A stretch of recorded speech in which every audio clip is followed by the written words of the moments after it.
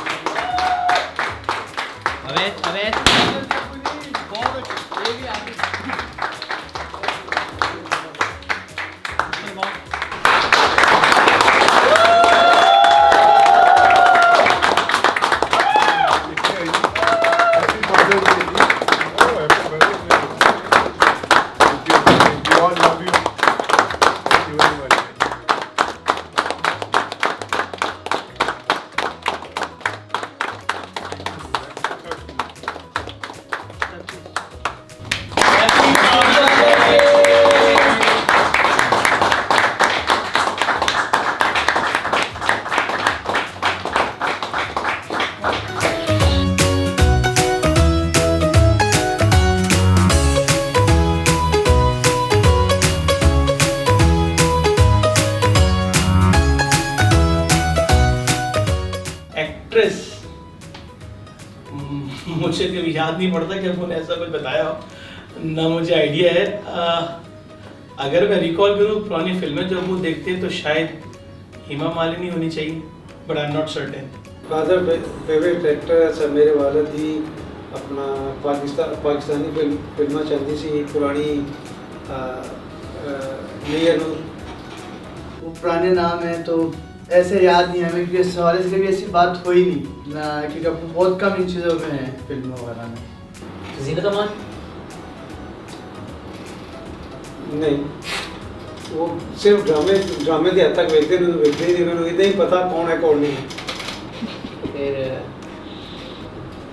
माधुरी दीक्षित नहीं,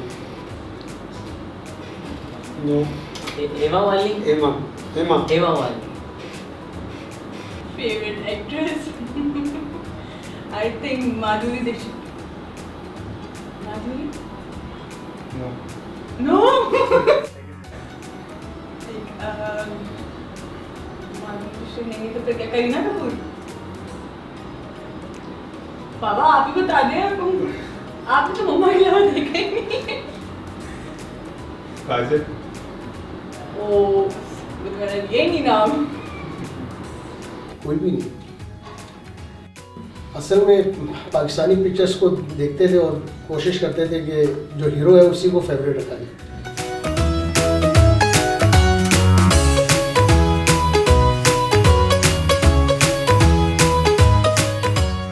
सामान जी पहले दिन स्कूल लैके गए, साढ़े महल्ले च एक मोटी सी स्कूल होता सी सर अरशद, वो लैके गए। उसकी मिसिस जी सी वो पाकिस्तानी नहीं सी। उसका सब तो अच्छा बिहेवियर ऐसे कि उन्हें अगर बच्चा जाए तो वो बच्चे को अपनी गोद बिठा के पहले दिन फर्स्ट डे गोद बिठा के वो फिरती से असी उन्होंने लैके गए, दो मिस्टर मिसिस दोनों। तो ये उस वे थोड़ा जहा परेशान होया, लेकिन विद इन 5 मिनट्स वो उन्होंने इतना भुल गया कि सानू फिक्र ही नहीं रही। उस तो बाद सानू दोबारा जाने की जरूरत नहीं सी।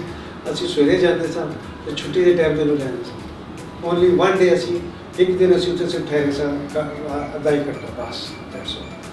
इनको जब फर्स्ट टाइम एडमिशन कराया हमने स्कूल में, तो ये स्कूल जाते हुए बहुत रोती थी और रोते रोते जो है ना वो मतलब ये वापसी स्कूल से बाहर आ जाती थी और मैं इनको ले जाके फिर बिठाता था और बिठाने के बाद जो है वो मैं आधे घंटे वहीं रुकता था और ताकि ये स्कूल से वापसी ना आए। तो मैं इस तरीके से इनको स्कूल जाने की आदत डाली। उसके बाद तो फिर ये माशाल्लाह से उनको पता ही चल गया कि हमें स्कूल जाना है और आगे पढ़ना भी है। पहले दिन बच्चे को मैं दाखिल कराने लगा,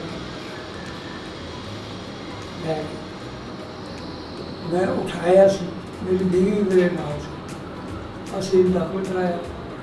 एक कुछ देर परेशान रहा, बोले ना, रोया भी। बड़ी मुश्किल चुप चुप करा के खड़ा के उन्होंने हवाले करके असी बाहर आके स्कूल के बाहर दीवार के बाहर खड़े हो गए। फिर थोड़ी देर बाद दोबारा पता किया ये ठीक और उत्थे मिल गया फिर अभी वापस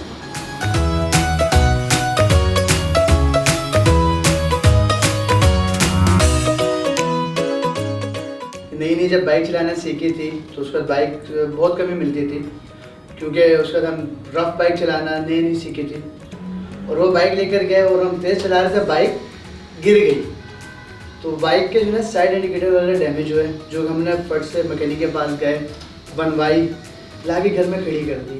तो वो मुझे क्या हुआ, वो कुछ नहीं, साफ़ वगैरह किया था तो ये नया है। हालांकि अब्बू को आइडिया हो गया कि ये कुछ हुआ है, बट अब्बू ने एक्सप्रेस नहीं किया। और ना मैंने स्टोरी बताई कि मैं दोस्तों में गया था, बाइक रफ से चला रहे थे तो ये हुआ। तो ये अब्बू ने को नहीं बताया था कभी। मैंने जो है गाड़ी मार दी थी रोड पे और पापा को बताया नहीं था। पर कुछ टाइम बाद, बल्कि अब मैं बता रही हूँ, जो पीछे का जो लाइट टूटी हुई है वो मुझसे टूटी थी वो किसी और ने नहीं तोड़ी थी। नहीं, हो जाता है कभी कभी, पर नहीं बताया था, डर के मारे नहीं बताया था उस टाइम पे। जब नए नए जवान हो रहे थे तो बाइक चाहिए होती थी जाने आने के लिए ना, तो वो बाइक हमें कभी भी नहीं मिलती थी अपने अब्बू से, स्ट्रेट रिफ्यूज़ल होता था। तो लेकिन अगर कभी मैं ये कह दूं कि ये बाइक मुझे इसलिए चाहिए कि मैं कोचिंग लेट हो रहा हूँ या आज मेरा पेपर है, मुझे जल्दी पहुँचना है या कुछ भी, तो उस वक्त फिल फॉर बाइक की चाबी मिल जाती थी। खुद कहीं जाना होता था तो भी किसी और ज़राए से चले जाते थे, नहीं जाते थे, लेकिन मुझे बाइक फ़ौरन मिल जाती थी। तो मैं अब्बू को बताना चाहता हूँ कि जब जब मैंने आपसे कोचिंग के लिए बाइक मांगी है ना, मजे की बात है मैं कभी भी कोचिंग नहीं गया। ये मैं कॉन्फेस करता हूँ, गोया मैं एक अच्छा स्टूडेंट रहा हूँ, हमेशा पोजीशन होल्डर रहा हूँ, लेकिन जब जब मैंने कोचिंग के लिए बाइक मांगी है तो अल्हम्दुलिल्लाह मैं कभी कोचिंग नहीं गया। हाँ, एक है, जब मेरे घर में प्रोडक्शन होती थी तो उनसे मैं पहले सेटिंग बना लेता था कि मैंने घर वालों को पूरे पैसे नहीं देने, 3000 मेरे रखे फिर बाद में बाकी पूरे देने। ये तो मैंने बहुत किया है।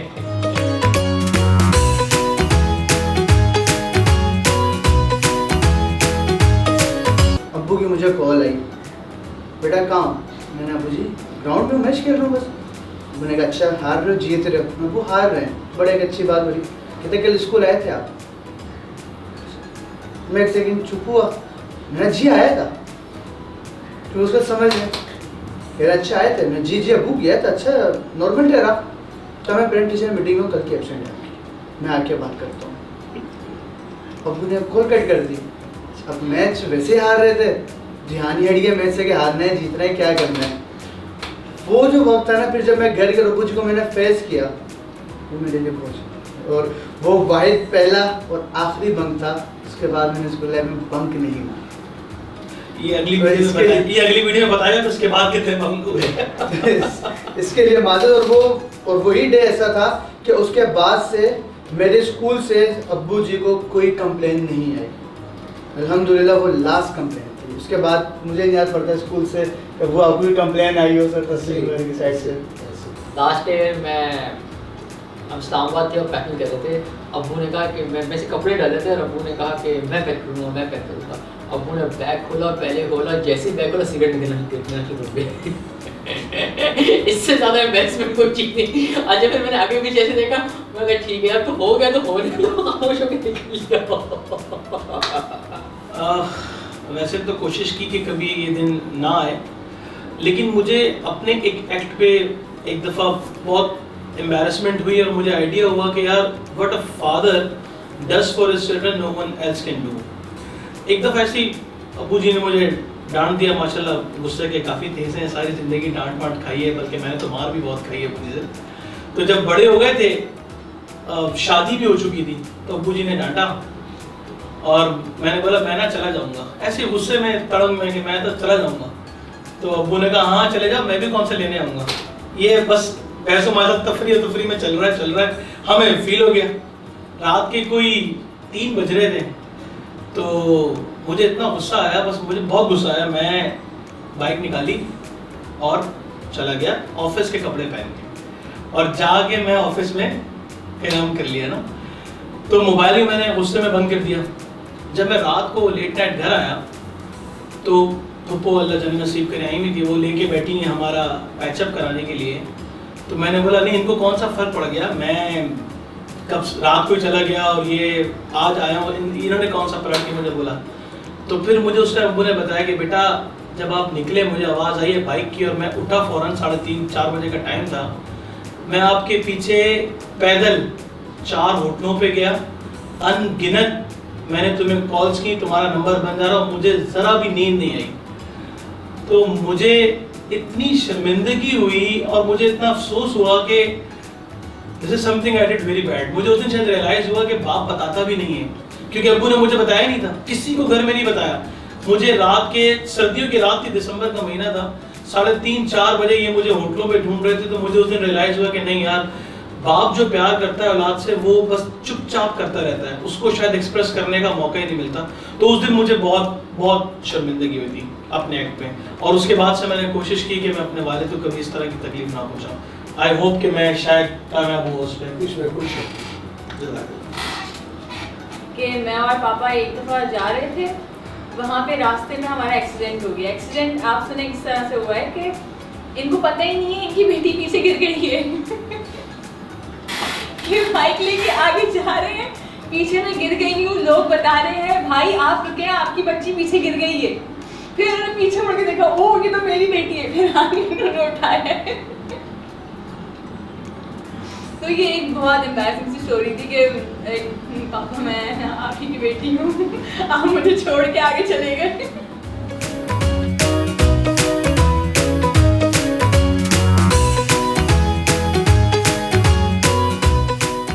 10 सेकंड अपने अब्बू को हंसा के दिखाएं, गुदगुदी कर सकता हूँ बस, आगे बात नहीं कर सकता।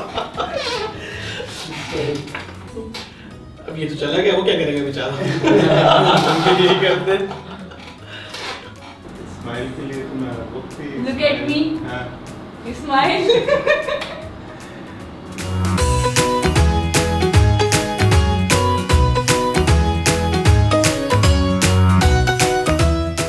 किसी गल है कि वालदैन ने एक वर्ड बढ़िया ही नहीं, अगर तुसी पूरी डिक्शनरी भी उठा लो चुक लो, तो कोई ऐसा वर्ड नहीं मिलेगा जरा वालदैन ने ले वो सब तो ज़्यादा अगर दुनिया किसी ने अपना इज्जत मिली देती गई है तो वालदैन है आफ्टर अल्लाह। तो एक वर्ड तो वालदैन ने है ही नहीं, जितने भी दुनिया के वर्ड वो कम है वालदैन। One word cannot explain. एक अल्फाज इनको जो है वो बयान ही नहीं सकता है कि ये मेरे लिए क्या मायने रखते हैं। Like he is everything to me. अगर मैं कुछ हूँ तो मैं अपने फादर की वजह से हूँ, और अगर मतलब जिस तरह इन्होंने मेरी अपब्रिंगिंग की है, पढ़ाया लिखाया, आजकल के टाइम में जिस तरह लड़की को समझते हैं कि लड़कियाँ हैं तो तुम इनको ये करा रहे हो, पर हर चीज़ पूरी करना प्रॉपर, जिस तरह एक लड़के ज़िंदगी गुजार रहे होते ना बिल्कुल उससे कि नहीं यार हम बाहर जा रहे हैं, आ रहे हैं जा रहे हैं, कोई रोक टोक नहीं है। तो पापा का वही है कि नहीं ये मेरी बेटियां हैं तो क्या हुआ, पर ये मेरे बेटों से कम नहीं है। और आई होप मैं इनको आगे लाइफ में भी कभी इस चीज़ का नाम दूँ, कभी हो कि काश मेरा बेटा होता। खैर लोग कभी है नहीं, बट स्टिल आई वांट कि मैं बिल्कुल इनका बेटा बन के खड़ी हूँ। बहुत फीलिंग और इमोशन वाला बर्थडे है हमारे लिए बाबा जी कि ये एक जिस तरह हमारे रेजिडेंसी पे दादा पूछे जो बाबा जी उनके था जो अब्बू जी उन्हें बोलते थे, और हम तो मैं सबसे ज़्यादा इमोशन के साथ जो बोलूँगा वो बाबा जी, और मैं आपका फर्जंद। मेरे लिए मेरे अब्बू को मैं एक बार वर्ड में डिफाइन करूँगा, या मैं कह सकता हूँ बेस्ट, ग्रेट और फिनोमिनल, जो भी कह सकते, जो जितने भी अल्फाज हैं इन दोनों के लिए कम है, वो दादा हो या वालिद हो। तो इनको मैं हमेशा ये कहूँगा कि हमेशा अपनी दुआओं में मुझे याद रखें, और बस हमेशा हमेशा मैं आपके साथ हूँ, और किसी तरीके से मैं कुछ नहीं डिफाइन कर पा रहा मैं क्या अल्फाज बोलूँ। One word that I would dedicate to my father would be Salar. He is actually a leader. He is the Salar. The way he has led the whole family, the whole friend circle of the whole office. मैं जिधर भी जाता हूँ मैं इनके किसी दोस्त यार अजीज़ अकारिब के साथ बैठता हूँ ना, तो वो मुझे मेरे वालिद साहब के किस्से सुनाते हैं कि this is what your father did, this is what your father did. मैं सुन सुन के आज मेरे लिए रिटेन करना मुश्किल हो गया है। मुझे इतने वाक़ये लोगों ने बताए हैं जिसमें मुझे समझ में नहीं आता कि यार how can my father manages to do all these things, और कभी इन्होंने हमसे शेयर भी नहीं किया। तो ये सालार है मेरे लिए, और मैं चाहूँगा शायद बिल्कुल भी ना बन पाऊँ, बट ऑफ कोर्स मैं चाहूँगा कि किसी और की तरह नहीं, बट मैं अपने वालिद की तरह एक सालार बनूँ हर एस्पेक्ट में। I love you.